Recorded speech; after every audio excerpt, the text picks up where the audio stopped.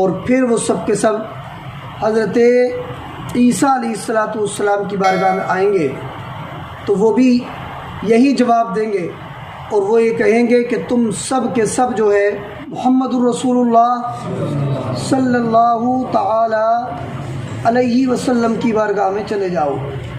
تو یہ سارے کے سارے لوگ حضور پاک صلی اللہ تعالی علیہ وسلم کی بارگاہ میں آئیں گے اور عرض کریں گے تو سرکار دو عالم صلی اللہ تعالی علیہ وسلم ارشاد فرماتے ہیں کہ میں اپنے رب سے اجازت چاہوں گا اور مجھے اجازت مل جائے گی تو میں اپنے سر کو سجدے میں رکھ دوں گا، اور جب اپنے سر کو سجدے میں رکھوں گا تو جتنی دیر اللہ چاہے گا اتنی دیر میں سجدہ کرتا رہوں گا۔ پھر اللہ ارشاد فرمائے گا ارفع راسک یا محمد، اے محمد اب تم اپنے سر کو اٹھا لو، قل تسمع اور کہو تمہاری بات سنی جائے گی، واشفع تشفع اور تم شفاعت کرو تمہاری شفاعت کو سنا جائے گا، قبول کیا جائے گا، سل تعطا اور تم جو ہے مجھ سے مانگو، جو تم مانگو گے وہ تمہیں عطا کر دیا جائے گا۔ تو کہتے ہیں میں اللہ سے عرض کروں گا پروردگار میری امت کے گناہ گاروں کو بخش دے، ہیں تو اللہ تبارک و تعالیٰ کی جانب سے آپ کو اجازت ملے گی، اور فرماتے ہیں کہ مجھے ایک محدود مقدار کو جہنم سے نکالنے کی اجازت ہوگی، تو جتنی مجھے اجازت ہوگی اتنے لوگوں کو میں جہنم سے نکالوں گا اور جنت میں داخل کر دوں گا۔ پھر فرماتے ہیں پھر میں دوسری مرتبہ اپنے رب کے حضور سجدہ کروں گا، اور اتنی دیر سجدہ کروں گا جتنی دیر اللہ پاک چاہے گا۔ پھر اللہ فرمائے گا اے محمد اب اپنے سر کو اٹھا لو اور بولو تمہاری بات کو سنا جائے گا، شفاعت کرو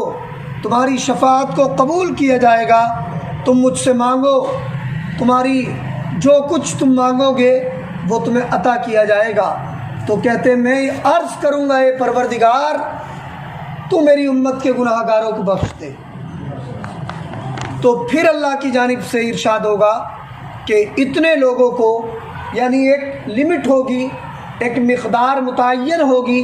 کہ اتنے لوگوں کو تم جہنم سے نکال دو اور جنت میں داخل کر دو۔ تو کہتے ہیں پھر میں جتنے کا اللہ کی جانب سے اشارہ ہوگا اتنے لوگوں کو جہنم سے نکالوں گا اور جنت میں داخل کر دوں گا۔ 2 بار ہو گئی، یہاں تک میں نے حدیث بیان کر دی تھی۔ اب آگے سنیے، سرکار فرماتے ثم اعود الثالثۃ، پھر میں تیسری مرتبہ اللہ کے حضور اجازت چاہوں گا،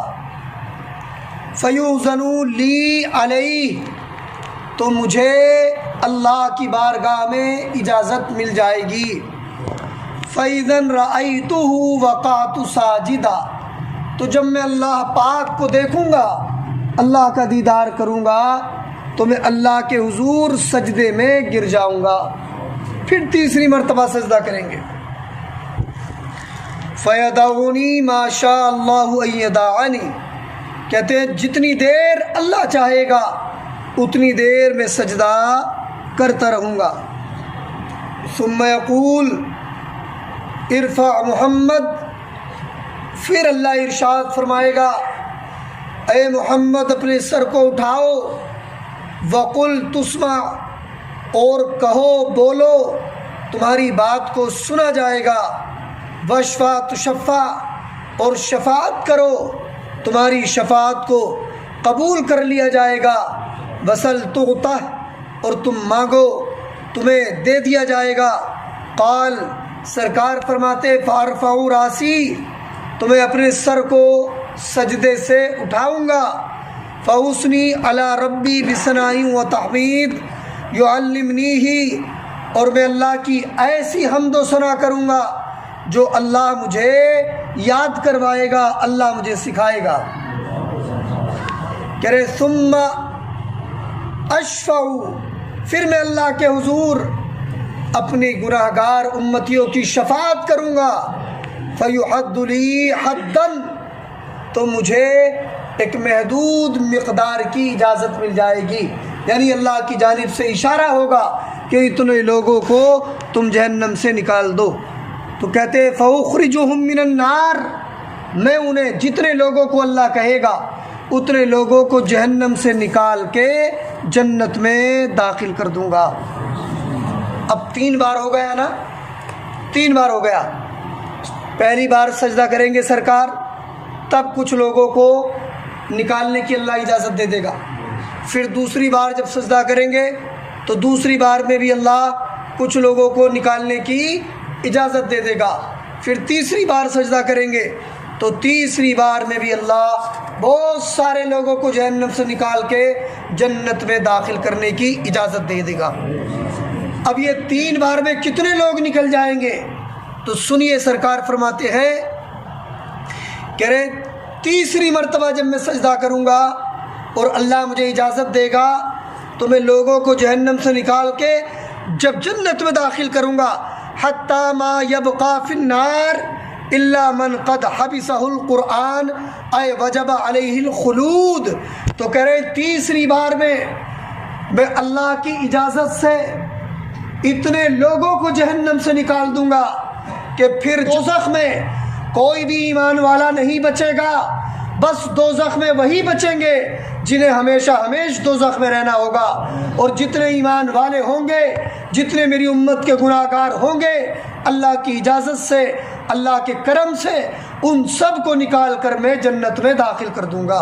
سرکار شفاعت فرمائیں گے اور 3 مرتبہ اللہ کے حضور سجدہ کریں گے، تو سرکار کے سجدے کے صدقے میں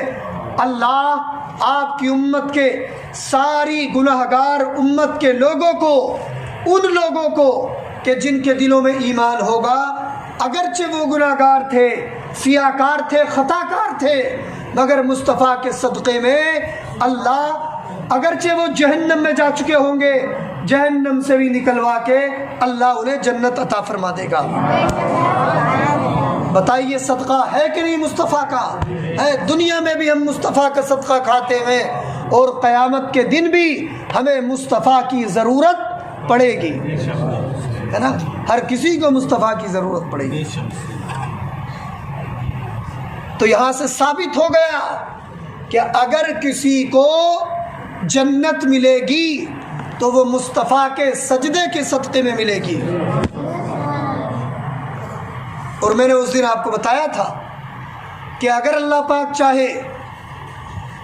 ہے نا، تو ڈائریکٹلی مصطفیٰ کے پاس بھیج دے، لیکن اتنے نبیوں کے پاس اللہ بھیجے گا اور یہ لوگ جائیں گے اور سب کے سب شفاعت عظمیٰ سے انکار کر دیں گے اور یہ کہیں گے کہ آج ہم اس منصب پہ فائز نہیں ہیں۔ مصطفیٰ فرمائیں گے میرے گناہ گار امتیوں میری طرف آ جاؤ، ہے آج میں تمہاری شفاعت کروں گا۔ آخر اس کی وجہ کیا ہے؟ تو اس کا جواب دیا علامہ حسن رضا خان نے کہ فقط اتنا سبب ہے انعقاد بزم محشر کا، فقط اتنا سبب ہے انعقاد بزم محشر کا کہ ان کی شان محبوبی دکھائی جانے والی ہے نا؟ وہاں جو اللہ پاک اپنے محبوب کی شان دکھائے گا تاکہ اگلوں کو بھی پتہ چل جائے، پچھلوں کو بھی پتہ چل جائے کہ اللہ پاک نے اپنے نبی کو کیسے رتبے عطا کیے ہیں۔ اور پھر دیکھیے، پھر سرکار نے یہ حدیث بیان فرمانے کے بعد یہ آیت کریمہ تلاوت فرمائی، عسیٰ ان یبعثک ربک مقاما محمودا، امید ہے کہ اللہ آپ کو مقام محمود عطا فرمائے گا۔ مقام محمود کا یہی مطلب ہے کہ اللہ آپ کو شفاعت عظمیٰ کا منصب عطا کرے گا، یعنی آپ کے شفاعت کرنے سے پہلے کوئی نبی بھی قیامت کے دن شفاعت نہیں کریں گے، اور جب مصطفیٰ شفاعت فرما دیں گے تو سارے لوگ مصطفیٰ کی تعریف کرنے لگیں گے، اور وہ مقام، وہ منصب جہاں سب مصطفیٰ کی تعریف کرے اسی کو مقام محمود کہا جاتا ہے۔ اللہ قیامت کے دن اپنے نبی کو مقام محمود کا منصب عطا کرے گا۔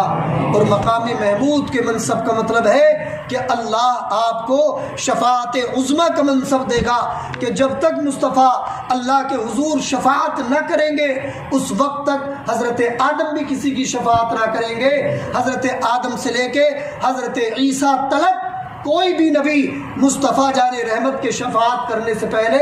شفاعت نہیں کریں گے۔ سب سے پہلے شفاعت کا دروازہ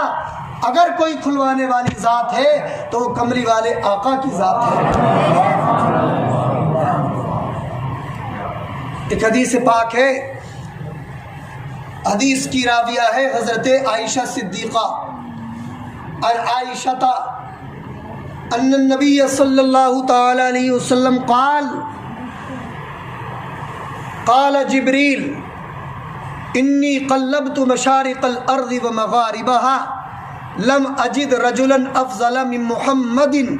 صلی اللہ تعالی علیہ وسلم ولم اجد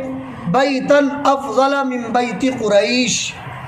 حضرت عائشہ کہتی ہے مصطفیٰ جان رحمت صلی اللہ تعالی علیہ وسلم نے ارشاد فرمایا کہ حضرت جبریل کہتے ہیں کہ میں نے زمین اور آسمان کے چپے چپے کو چھان مارا، میں نے جنت کی حور و غلمان کو دیکھا، مگر جتنا خوبصورت اللہ نے مصطفیٰ جان رحمت کو بنایا ہے اتنا خوبصورت میں نے اللہ کی پوری مخلوق میں، ساری کائنات میں نے کسی کو اتنا بہتر اور اتنا خوبصورت دیکھا ہی نہیں ہے۔ اور فرماتے ہیں حضرت جبریل کہتے جس گھر میں مصطفیٰ پیدا ہوئے لم اجد بیتن افضل من بیت قریش، اور جس گھر میں میرے مصطفیٰ پیدا ہوئے اس گھر سے زیادہ بہتر اور اس گھر سے خوبصورت پوری کائنات میں نے کسی کا مقام دیکھا ہی نہیں ہے۔ اعلیٰ حضرت علی رحمہ نے اسی حدیث کی ترجمانی کرتے ہوئے فرمایا یہی بولے سدرہ والے چمنے جہاں کے تھالے، میں نے سب ہی چھان ڈالے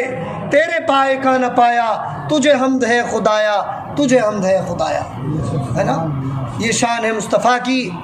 اور میں نے آپ کو بتا دیا اس حدیث سے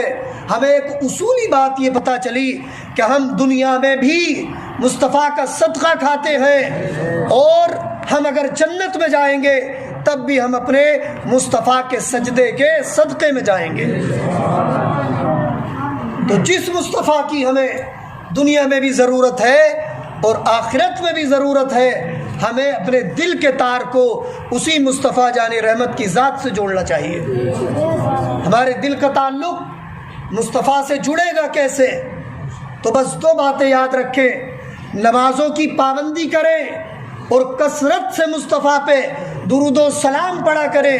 انشاءاللہ آپ کے دل کا تار مصطفیٰ جان رحمت کی ذات سے جڑ جائے گا۔ ایک حدیث ہے اور سناؤں آپ کو، مصطفیٰ فرماتے ہیں، آپ نے بہت ساری حدیثیں سنی ہوں گی، ایک حدیث ہے من صلی علیہ واحدۃ صلی اللہ علیہ عشر مرات، مصطفیٰ فرماتے جو مجھ پہ ایک مرتبہ درود پڑھتا ہے اللہ اس پہ 10 رحمتیں نازل فرماتا ہے۔ لیکن ایک حدیث اور سنیے، یہ حدیث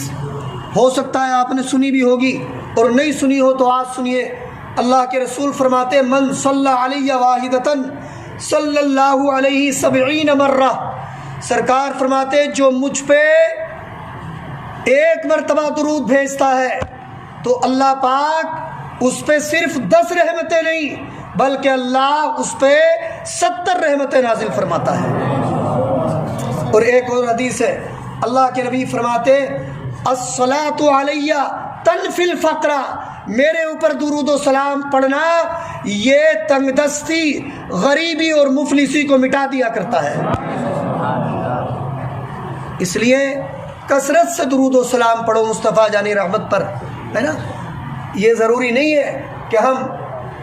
مسجد میں آئیں تبھی درود و سلام پڑھیں، رات کو جب سوئیں بستر کو 3 مرتبہ جھاڑیں، اس سے پہلے وضو کریں اور بستر پہ بیٹھ کے 124 مرتبہ بسم اللہ الرحمن الرحیم پڑھیں، اور جو ہے آیت الکرسی پڑھیں 1 مرتبہ یا 3 مرتبہ، اور مصطفیٰ پہ 100 مرتبہ درود و سلام پڑھتے سو جائیں، ان باتوں پہ عمل کر لیں، انشاءاللہ پھر آپ کی یہ شکایت نہیں ہوگی کہ میرے گھر میں برکت نہیں ہوتی ہے، یا میرے گھر میں چوری ہو جاتی ہے، یا میرے بچے میرا کہنا نہیں مانتے ہیں۔ ان باتوں پہ آپ عمل کیجئے اور پھر دیکھیے کہ انشاءاللہ برکتیں آپ کے گھر میں اترنے لگیں گی، اور ایک دن اگر یہ وظیفہ رہا تو کسی نہ کسی دن انشاءاللہ درود پاک کے صدقے میں کملی والے آقا کا دیدار بھی نصیب ہو سکتا ہے۔ اللہ مجھے آپ کو سب کو عمل کی توفیق عطا فرمائے۔